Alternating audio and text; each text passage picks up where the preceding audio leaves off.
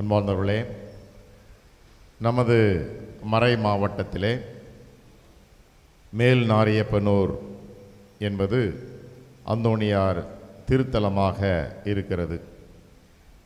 அதே போல ஆட்டுப்பட்டி அந்தோணியார் ஆலயம் அந்தோணியார் பாதுகாவலிலே இருக்கிறது. இது மட்டுமல்லாமல் பாண்டிச்சேரியிலேயே எத்தனை கெபிகள் அந்தோணியாருக்காக, புனித அந்தோணியாருக்காக இருக்கிறது என்று தெரியும். இந்த சிறிய நகரத்திலே இத்தனை என்றால் தமிழகம் முழுவதும், இந்தியா முழுவதும், உலகம் முழுவதும் ஏன் புனித அந்தோணியாருக்கு இத்தனை சிற்றாலயங்கள், ஆலயங்கள், கெபிகள் இருக்கின்றன என்று யோசித்து பார்க்கின்ற பொழுது அவருடைய அடைமொழியான கோடி அற்புதர் என்பதுதான் காரணமா? அந்தோணியாரிடம் சென்றால் அற்புதம் செய்வார், புதுமைகள் செய்வார். ஒரு புதுமைகள் செய்கின்ற ஒரு புனிதர் என்பதால் இவருக்கு அதிக மதிப்பும் மாண்பும் மரியாதையும் இருக்கிறதா என்று யோசித்து பார்க்கின்ற பொழுது கடவுள் இவருக்கு எதற்காக இந்த ஒரு கொடையை கொடுத்தார் என்பதை நாம் யோசித்து பார்க்க வேண்டும்.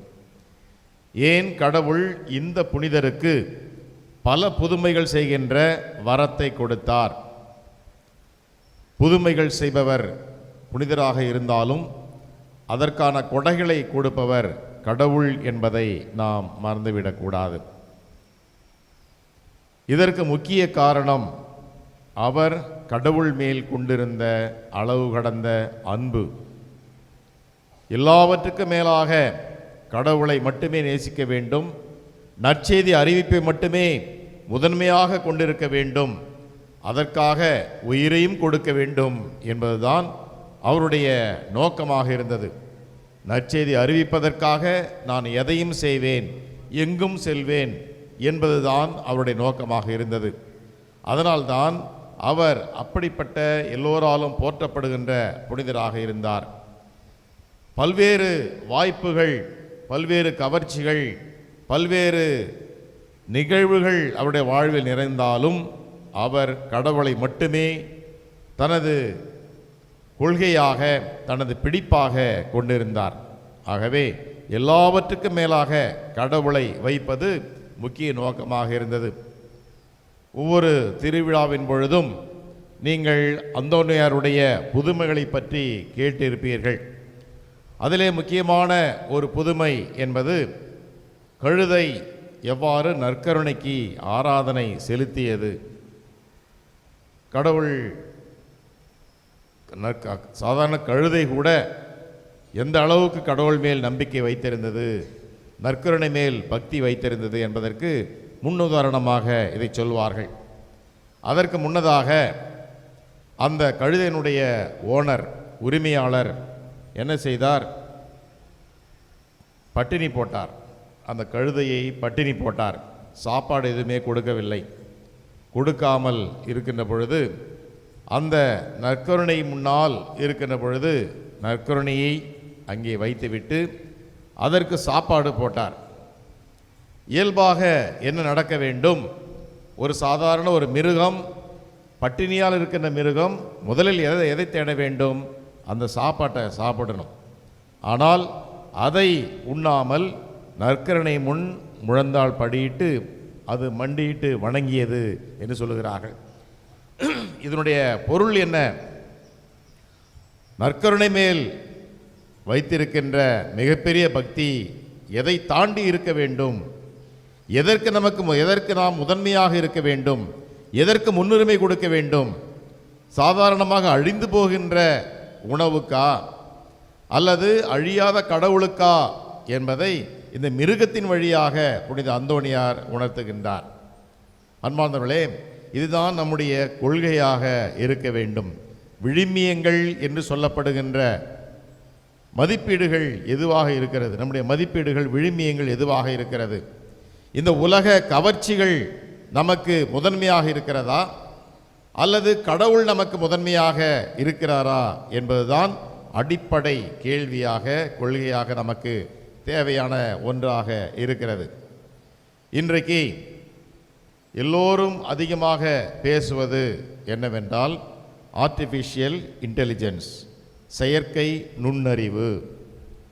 ஒரு நிகழ்ச்சியை கேட்டால் இது எப்படி அப்படின்னு கேட்டால் உடனே அதை பற்றி பக்கம் பக்கமாக நமக்கு வருது. ஆர்டிஃபிஷியல் இன்டெலிஜென்ஸ், சேட் ஜிபிடின்னு போடுறாங்க. ஒரு அந்தோணியாரை பற்றி சொல்லுங்கன்னா அது நம்மளை விட சாமியாரை விட எல்லாம் ரொம்ப அழகாக சொல்லும். எதை கேட்டாலும் அது அழகாக சொல்லும். சரி, இங்கேருந்து சென்னைக்கு போகிறது எது சுலபமான வழி, உடனே பதில் சொல்லும். இப்படி நம்முடைய அறிவையும் தாண்டி யோசிக்கின்ற அளவுக்கு இன்றைக்கு அந்த செயற்கை நுண்ணறிவு, ஆர்டிஃபிஷியல் இன்டெலிஜென்ஸ் இருக்கிறது. அதை பற்றி தற்போதைய திருத்தந்தை லியோ அவர்கள் ஒரு சுற்றுமடலை அனுப்பியிருக்கிறார். மேக்னிஃபிகா ஹியூமானிட்டாஸ், அதாவது புகழ், மனித மாண்பினுடைய புகழ், மனித மாண்பு அதனுடைய புகழ் பற்றி மேக்னிஃபிகா ஹியூமானிட்டாஸ் அப்படின்ற ஒரு சுற்றறிக்கை, சுற்றுமடல். அதில் என்ன சொல்லுகிறார் என்றால், கடவுள் நமக்கு அறிவை கொடுத்திருக்கிறார், பல்வேறு கொடைகளை கொடுத்திருக்கிறார். அதையும் தாண்டி இந்த மெஷின், இப்படிப்பட்ட செயற்கை நுண்ணறிவு நம்மையும் தாண்டி யோசிக்கின்றது. ஏன்னா நமக்கு ஒரு அறிவு, அது பல அறிவுகளை ஒன்றாக சேர்த்து அது யோசிக்கிறது. இப்படி சாதாரண மனித சிந்தனையை விட, மூளையை விட அதிகமாக செய்கின்ற இந்த மிஷின் மேலானதா, மனிதன் மேலானவனா என்ற ஒரு கேள்வியை திருத்தந்தை கேட்கிறார். யார் மேலானவங்க? நம்மளோட பல விஷயம் தெரிஞ்சிருக்குது, நமக்கு கொஞ்சம் தான் தெரிஞ்சிருக்குது. அப்போ மெஷின் தானே மேலானது என்ற ஒரு முக்கியத்துவம் கொடுக்கிறது. ஆக மெஷினுக்கு முக்கியத்துவம் கொடுப்பதா, மனிதனுக்கு முக்கியத்துவம் கொடுப்பதா என்று பார்க்கின்ற பொழுது திருத்தந்தை சொல்லுகிறார், எல்லாவற்றுக்கும் மேலாக இந்த உலகத்திலேயே அதிகமான மதிப்பு கொடுத்து கடவுள் படைத்தவர் யாரை? எல்லாவற்றுக்கும் மேலாக யாரை படைத்தார்? மனிதனை படைத்தார். அந்த மனிதன் உருவாக்கியது தான் இந்த செயற்கை நுண்ணறிவாக இருந்தாலும் சரி, மற்ற மெஷினாக இருந்தாலும் சரி, இயந்திரங்களாக இருந்தாலும் சரி, மனிதன் படைத்தது, மனிதன் உருவாக்கியது. ஆகவே இந்த உலகத்தில் மனிதனை மீறி எந்த பொருளும் இல்லை. மனிதனுடைய மாண்பு தான் மிக முக்கியம், அவனுடைய முக்கியம்தான் மிக முக்கியமானது. இப்படிப்பட்ட செயற்கை நுண்ணறிவு வருகின்ற பொழுது மனிதன் ஓரங்கட்டப்படுவானா? இந்த உலகத்தின் மையமாக கடவுள் படைத்திருப்பது மனிதனை ஓரங்கட்டிப்பட்டு இந்த மெஷின்கள் எல்லாம் நடுவில் வந்துடுமா என்ற ஒரு கேள்வி கேட்டு, இல்லை, எல்லாவற்றுக்கும் மேலாக கடவுள் ஜட்ஜ்மெண்ட், நீதி எது, சரி எது, தவறு எது என்று சீர்தூக்கி பார்க்கின்ற அறிவு யாருக்கு இருக்கிறது என்றால் மனிதனுக்கு தான் இருக்கிறது. மிஷினுக்கு கிடையாது, இயந்திரங்களுக்கு கிடையாது, ஆர்டிஃபிஷியல் இன்டெலிஜென்ஸ் கிடையாது. ஆகவே சரி எது, தவறு எது மனசாட்சிப்படி யோசிக்கின்ற ஒரு மனம் யாருக்கு இருக்கிறது? மனிதனுக்கு இருக்கிறது. ஆகவே மனிதன்தான் இந்த படைப்பின் உச்சம், மையம் என்பதை திருத்தந்தை அவர்கள் வலியுறுத்துகிறார்கள். எந்த அளவுக்கு என்றால், ஒரு சில ஆண்டுகளுக்கு முன்பாக ப்ளூ வேல்ஸ் என்ற ஒரு விளையாட்டு வந்தது. பல பேர் அதில் தற்கொலை செய்து கொண்டிருக்கிறார்கள். அதே போல் இந்த ஆர்டிஃபிஷியல் இன்டெலிஜென்ஸ் தற்கொலை கூட தூண்டிவிடும். எப்படி? நான் இப்படி கஷ்டப்படுறேன் அப்படின்னு ஒரு வார்த்தை போடுங்க, ஐயோ ஏன் கஷ்டப்படுற, இப்படி எதுக்காக கஷ்டப்படுற, இல்லை எங்கள் வீட்டில் குடும்பத்தில் குழப்பம், அப்படி பண்ணி அப்படியே கேள்வி கேட்டு பதில் சொல்லிகிட்டே வரும், ஆறுதல் சொல்லிகிட்டே வரும். வந்துட்டு கடைசியில் என்னால் இந்த உலகத்தில் உயிர் வாழ முடியாத பழகுது, என்ன பண்ணுறதுனே தெரியல, எனக்கு ஒரு வழி சொல்லு அப்படின்னு என்ன சொல்லும்? அது தற்கொலை பண்ணிக்கன்னு சொல்லும். ஆகவே இப்படிப்பட்ட மெஷின் என்பது மனிதனை தாண்டி வர முடியாது. மதிப்பீடுகள், விழுமியங்கள் என்று சொல்லுகின்ற பொழுது எல்லாவற்றுக்கும் மேலாக மனிதன் மையமாக இருக்கிறார். அதையும் தாண்டி மனிதன் எதை தேர்ந்தெடுக்க வேண்டும்? நல்லவற்றை தேர்ந்தெடுக்க வேண்டுமா, கடவுளை தேர்ந்தெடுக்க வேண்டுமா, அல்லது கடவுளை தாண்டி இருக்கின்ற மற்ற கவர்ச்சிகளை, இந்த உலக காரியங்களை தேடி செல்ல வேண்டுமா என்ற ஒரு கேள்வி வருகின்ற பொழுது, இந்த புதுமையில் புனித அந்தோனியார் வருகின்ற புதுமையிலே எவ்வாறு என்னதான் இருந்தாலும் கடவுள் எனக்கு மையம் என்று இந்த மிருகத்தின் வழியாக புனித அந்தோனியார் வெளிப்படுத்தினாரோ, அதுபோல இந்த உலகத்தில் எனக்கு பல வேலையில் இருக்கிறது. வீடு கட்ட வேண்டும், வண்டி வாகன வேண்டும், பிள்ளைகளை படிக்க வைக்க வேண்டும், நல்ல இடத்தில் திருமணம் செய்து கொடுக்க வேண்டும், மேலும் மேலும் வளர வேண்டும் என்ற சிந்தனை நமக்கு இருந்தாலும் கடவுளை விட்டு எதை செய்தாலும் அது வெற்றி பெறாது. ஆகவே கடவுளை மையப்படுத்தி நாம் செய்கின்ற பொழுது எல்லாமே வெற்றி பெற்றதாக அமையும். இதைத்தான் புனித அந்தோணியார் செய்தார். கடவுளை மையப்படுத்தினார். முதலாவதாக அவர் நற்கருணைக்கு முக்கியத்துவம் கொடுத்தார். இரண்டாவதாக இறை வார்த்தைக்கு முக்கியத்துவம் கொடுத்தார். அதனால்தான் அவருடைய நாக்கு கூட இன்றும் அழியாமல் இருக்கிறது. காரணம் என்னவென்றால் இறை வார்த்தையை போதிப்பதிலே அவர் கவனமாக இருந்தார். மக்கள் இவருடைய வார்த்தையை கேட்காமல் அவர் விலகிச் சென்றதால் தான் அவர் மீன்களுக்கு சென்று போதித்தார். இவ்வாறு நற்கருணை மேல் பக்தி, இறை வார்த்தை மேல் பக்தி, எல்லாவற்றுக்கும் மேலாக மனிதர்கள் மேல் உள்ள அன்பு, மனிதர்கள் மேல் அவ்வளவு பாசம் கொண்டிருந்தார். அவர் அகுஸ்தினார் சபையில் இருக்கின்ற பொழுது அவர் வாசற்படியிலே அமர்ந்து வருகின்ற போகின்ற ஏழை எளிய மக்களுக்கு தாராளமாக உதவி செய்கின்ற ஒரு சகோதரராக நியமிக்கப்பட்டார். ஆகவே வருகின்ற பொருளுக்கெல்லாம் உதவி செய்கின்ற ஒரு மனப்பான்மை.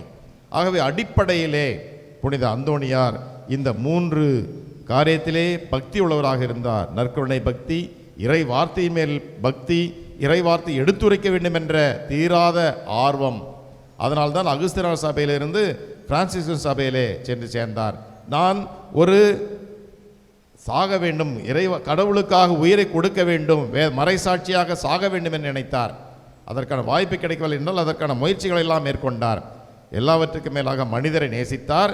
அதனால்தான் கடவுள் அவருக்கு பல புதுமைகள் செய்கின்ற கொடையை கொடுத்தார். ஆகவே புனித அந்தோணியாருடைய அடைமொழி கோடி அற்புத புனித அந்தோணியார் என்பது நமக்கு சந்தோஷத்தை கொடுத்தாலும், நமக்கு மன சந்தோஷத்தை கொடுத்தாலும், அதையும் தாண்டி இந்த புனித அந்தோணியார் பக்தி உள்ளவர், நற்கருணை மேல் ஆர்வம் கொண்டவர், இறைவார்த்தை மேல் பக்தி பற்றுதல் கொண்டவர், பிறர் அன்பிலே மிகவும் ஆர்வம் உள்ளவர் என்பதை மனதில் கொண்டிருக்கின்ற பொழுது நாம் அவரிடம் வேண்டுகின்ற எல்லா கொடைகளையும் புனித அந்தோணியார் வழியாக கடவுள் நமக்கு அளிப்பார்.